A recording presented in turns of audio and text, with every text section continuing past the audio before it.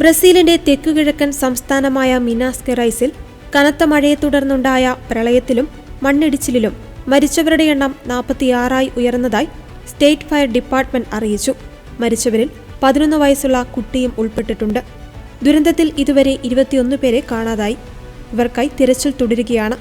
പരിക്കേറ്റ നിരവധി പേരെ ആശുപത്രിയിൽ പ്രവേശിപ്പിച്ചു.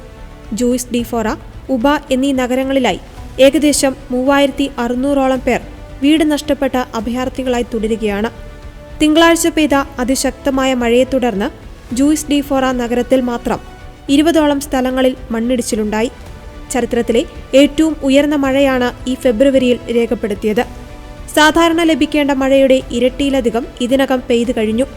നഗരത്തിലെ സ്കൂളുകളും പള്ളികളും താൽക്കാലിക അഭയകേന്ദ്രങ്ങളായി മാറിയിരിക്കുകയാണ്. മണ്ണിനടിയിൽ കുടുങ്ങിക്കിടക്കുന്നവർക്കായി 100-ലധികം അഗ്നിശമന സേനാംഗങ്ങളും സന്നദ്ധ പ്രവർത്തകരും തിരച്ചിൽ തുടരുകയാണ്.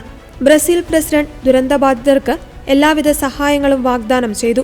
ഫെഡറൽ ഗവൺമെന്റ് അടിയന്തര വൈദ്യസഹായവും ദേശീയ പ്രതിരോധ സേനയുടെ സേവനവും പ്രദേശത്ത് ലഭ്യമാക്കിയിട്ടുണ്ട്. ജൂയിസ് ഡി ഫോറ മേയർ മാർഗരിറ്റ സലോമാവോ നഗരത്തിൽ അടിയന്തരാവസ്ഥ പ്രഖ്യാപിക്കുകയും അപകട സാധ്യതയുള്ള മേഖലകളിൽ താമസിക്കുന്നവരോട് ഉടൻ മാറി താമസിക്കുവാൻ നിർദ്ദേശം നൽകുകയും ചെയ്തിട്ടുണ്ട്.